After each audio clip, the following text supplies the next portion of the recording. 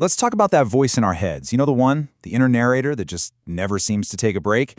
Well, today, we're going to dive into the delicate balance between our powerful, analytical mind and that quieter, deeper part of us, our inner awareness. So, let me ask you a question. Does your mind ever just feel noisy? Like there's a constant narrator in there explaining, judging, and worrying about, well, everything? If you're nodding along, you are definitely not alone. That mental noise is a huge sign that one part of our mind might be working a little too hard, and we're about to figure out exactly which part that is. You see, the root of the problem often starts right here, with this really common assumption. We're basically taught to believe that our intellect, our ability to reason and analyze, is the absolute peak of being human. We treat it like it's the CEO of our inner world. But what if that's not the whole story? To get that full story, we have to understand that we actually have two incredibly powerful inner faculties. It's not just about thinking. There's a whole other way of knowing, and really getting the difference between them is the key to everything.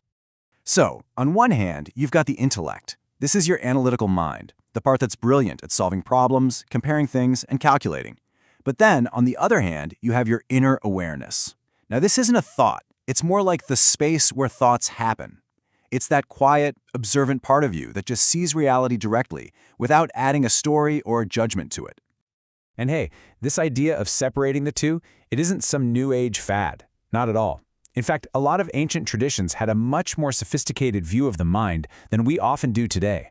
They saw the intellect as just one piece of a much, much bigger puzzle.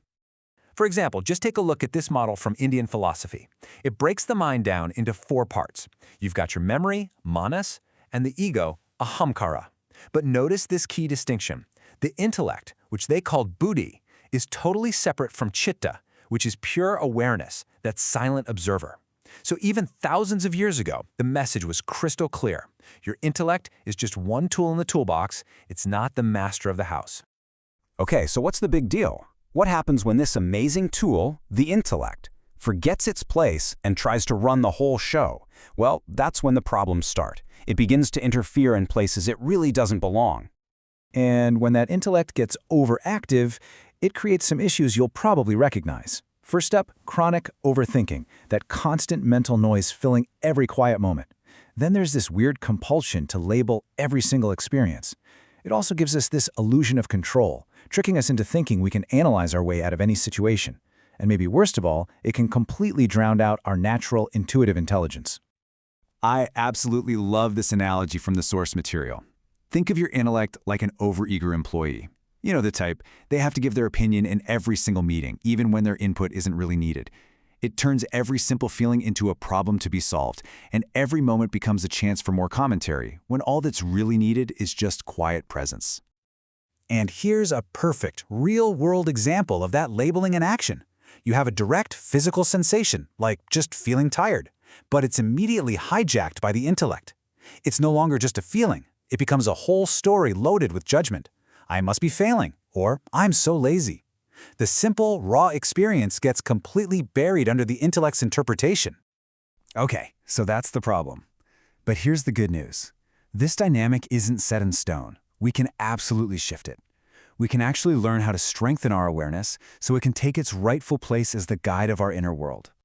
So what do we actually get from doing this? What does awareness offer? Well, it brings a ton of things to the table that the intellect just can't.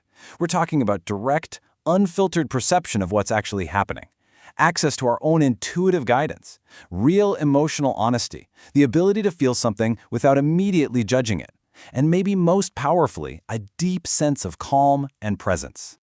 And the best part is, this doesn't require some huge, life-altering change. It can start with really small, simple shifts. Try this. Just observe your thoughts like they're clouds passing by, without grabbing onto them. Or just pause and take one single breath before you react to something. You could also just consciously drop into your senses for a minute. Just look, hear, and feel without needing to name everything. And finally, try writing without editing yourself. Just let it flow and see what your awareness has to say. So what's the ultimate goal here? Let's be really clear. This is not about getting rid of the intellect. It's way too valuable for that. The real goal is to create a new, much healthier relationship between these two parts of you, where awareness takes the lead and the intellect offers its brilliant services when needed. This quote just nails it perfectly. Awareness is the vast, open field of your consciousness. It's the context for absolutely everything. The intellect, then, is just a specific tool that you use inside that field to get things done. The tool should never, ever be mistaken for the entire field.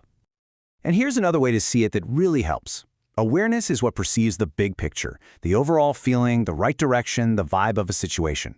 Once that bigger picture is clear, the intellect is the perfect instrument to come in and handle all the specific details to make it happen. They're a team, but they have a clear leader. So I want to leave you with a little invitation, a small experiment. For just one day, try to be an observer of your own mind. Just watch how quickly that inner narrator, the intellect, jumps in to explain, judge, and categorize everything you experience. And then, every once in a while, just for a moment, consciously ask it to take a step back and see what's left when all that commentary stops. You might just discover that a quieter, much wiser guide has been there waiting for you all along.